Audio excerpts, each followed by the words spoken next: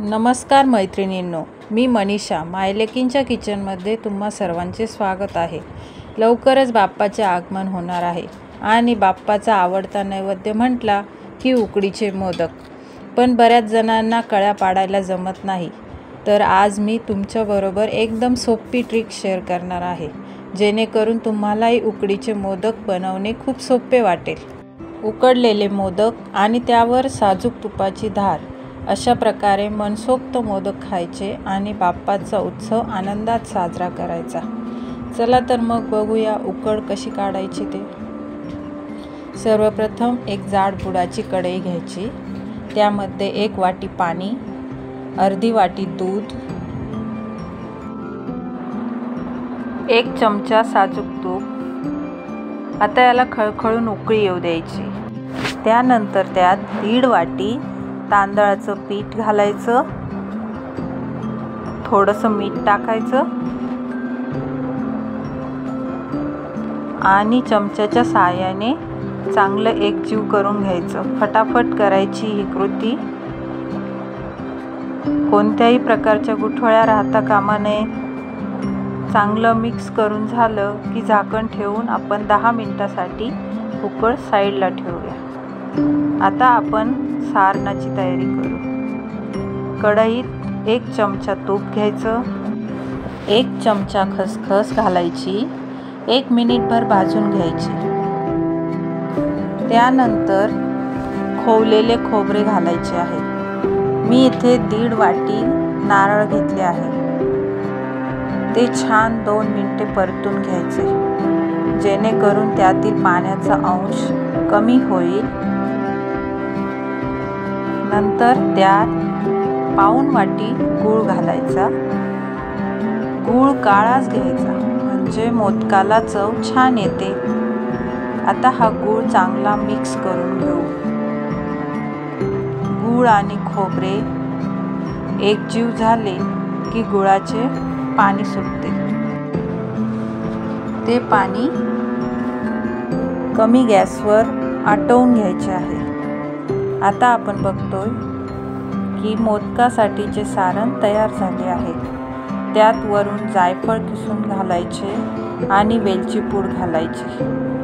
सर्व चांगले मिक्स करून घ्यायचे आणि थंड होण्यासाठी एका बाउलमध्ये काढून ठेवून द्यायचे। आता आपण बाजूला ठेवलेली उकड एका ताटामध्ये काढून घेऊ।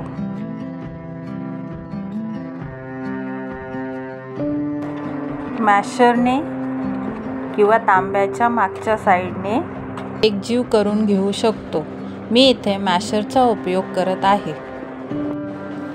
उकड गरम आहे तोपर्यंत चांगली एकजीव करायची आहे आणि 5 ते 7 मिनिटे चांगली मळून घ्यायची आहे। उकड व्यवस्थित मळणं ही स्टेप खूप महत्त्वाची आहे। जितकी चांगली उकड मळाल तेवढे मोदक चांगले येणार। हे बघा, उकड अशा प्रकारे मळली गेली पाहिजे। किती छान झाली आहे की नाही।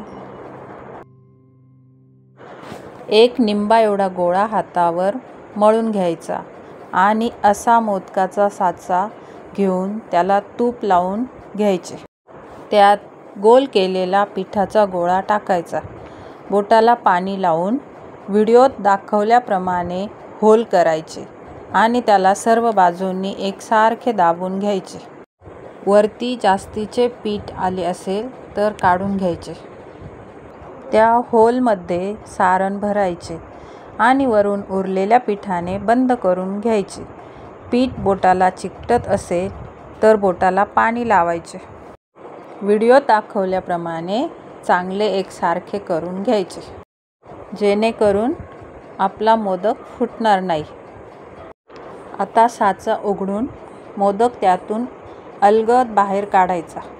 बघा किती छान कळीदार मोदक तयार झाला आहे की नाही। असेच मी बाकीचे सर्व मोदक बनवून घेतले आहेत। मोदक वाफवण्यासाठी गॅसवर भांड्यात पाणी उकळत ठेवून त्यावर चाळणी ठेवायची।